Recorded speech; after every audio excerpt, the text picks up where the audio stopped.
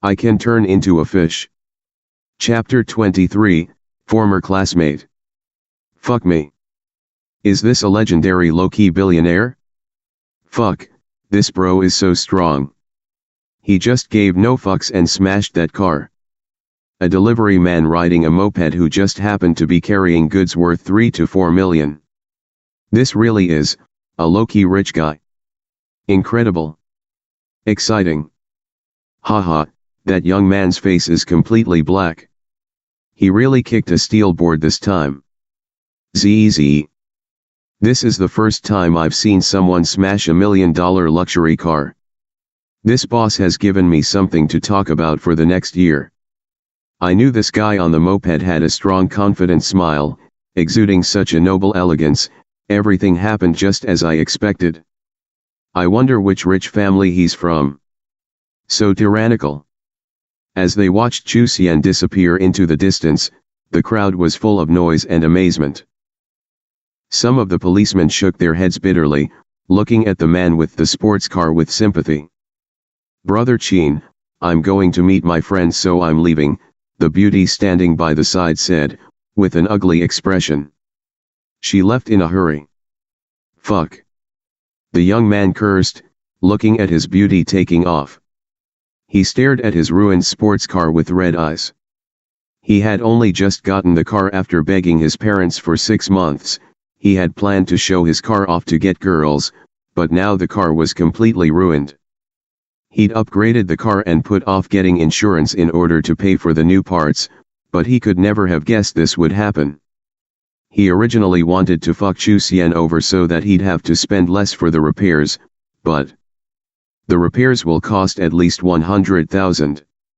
The young man wanted to cry but had no tears to cry. Feels fucking good. Chu Xian rode away on his moped and let out a big breath. He really did feel good. Fucking showing off and pretending to be all-powerful in front of me. Now, do you realize the consequences of your actions? Chu Xian's mouth curled into a small smile and he shrugged. Even though the ending turned out great, the rest of it felt terrible. I need a car myself. Fuck, I'll get a luxury car and show off everywhere with tons of beauties by my side. I mean, with Xiao Ying. At this thought, he laughed to himself. After the whole fiasco with the car, it was already almost noon, so Chu Xian found a restaurant to eat lunch.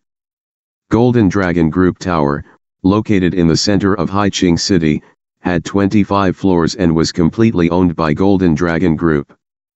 This definitely feels like a large company. Chu Xian gazed up at the tall building with jealousy apparent on his face. When he graduated, the company he most wanted to work for was Golden Dragon Group, but his application was ultimately rejected. And now I have the chance to talk face to face with the CEO. What a twist of fate. Chu Xian's chest swelled with pride. Glancing at the time, he decided to explore the building a little. Since it was lunchtime, no one would be in at this time anyway. Hello miss, may I ask which floor CEO Jin Hua is on? At around 1 o'clock, Chu Xian brought his aquarium to the front desk. Mr. Jin? The receptionist said with surprise, examining Chu Xian. At the moment, he wasn't very well put together. He held a large, dirty box with some dust on his clothes, looking only slightly better than trash pickers on the street. If I may, do you have an appointment booked or Mr. Jin's name card with you? The beautiful receptionist asked with an awkward smile. Name card, yes. I have one. Chu Xian nodded, placing the aquarium on the ground. He patted his pockets in search of the card for a bit until he was rendered speechless. No way. Fuck, I lost the card. Chu Xian's face blackened a little. Today was such a shitty and unlucky day.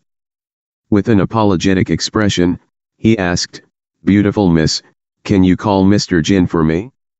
You can tell him that I'm here to deliver his ornamental fish. I'm really sorry sir, but if you do not have a name card or an appointment, I don't have the authority to call Mr. Jin. If you're in contact with any of the leaders of our company, You should call them directly. The beautiful receptionist tried to reject his request gently. I really fucked a dog this time. Chu Xian's face blackened again. Being denied entry, this really was some bullshit. Is Mr. Jin in today? Chu Xian asked the beautiful receptionist. He is. She responded politely. Okay, I'll wait over here. If Mr. Jin comes down, please let me know. Chu Xian walked over to the waiting area and sat down. Placing the aquarium down by his side, Chu Xian felt bored and started to play with his phone. Motherfucker. As soon as Chu Xian turned on his phone, he saw that someone had mentioned him in the WeChat group. After opening the group, his face darkened for a third time. In the group chat, there was a video of him wearing his tattered commoner's clothing holding a big box in the middle of a beautiful lobby, speaking with urgency to the receptionist. The replies were even more infuriating. Isn't this Chu Xian? Why's he so filthy? What does he have there, a broken box? It really is Chu Xian. What's happening He-Wei? Isn't Chu Xian rich now? What happened? Why does he look kinda messed up? I don't know what happened, but Chu Xian was holding this box in our company building and the receptionist didn't let him in. Chu Xian, look to your left. Old classmate. Fuck. Chu Xian raised his head and saw the slim and tall He-Wei in a well-tailored suit. He-Wei saw Chu Xian looking at him and walked over with a smug smile, evidently feeling a sense of superiority. He-Wei was his classmate in college but the two didn't get along due to of Xiao Ying. Back then, he was an assistant officer for the major school department and got Chu Xian to help him organize the freshman welcome party. It was there that Chu Xian met Xiao Ying. Both he and He-Wei fell in love with her at the same time, thus becoming arch-rivals. He-Wei felt like he was better than Chu Xian in every respect and never took Chu Xian seriously, but in the end, Xiao Ying still chose him. He-Wei ended up incredibly jealous and constantly mocked Chu Xian in class. After graduating, both of them went to Golden Dragon Group to interview, but He-Wei ended up getting hired and Chu Xian didn't. This caused He-Wei to mock him relentlessly. Chu Xian, what are you doing here? Why are you holding this damaged box? Are you here for an interview? The company is hiring people, but you need to wait until 2:30. Everything starts then. He-Wei walked over to him with a smile. We're hiring HR, hotel managers, and logistics, but we only want people with experience. Haha, right, we don't hire people who only have experience selling fish, He-Wei said with a laugh. Heh. Chu Xian smiled coldly. Is your company hiring senior executives? Haha, of course, how could we not? Our company is hiring a manager for the new holiday resort, and Mr. Jin is interviewing the people himself. What, are you interested? Haha, when the time comes I can introduce you. Oh. Mr. Jin is doing the interviewing? Chu Xian said with a small smile. I have to give it a shot then.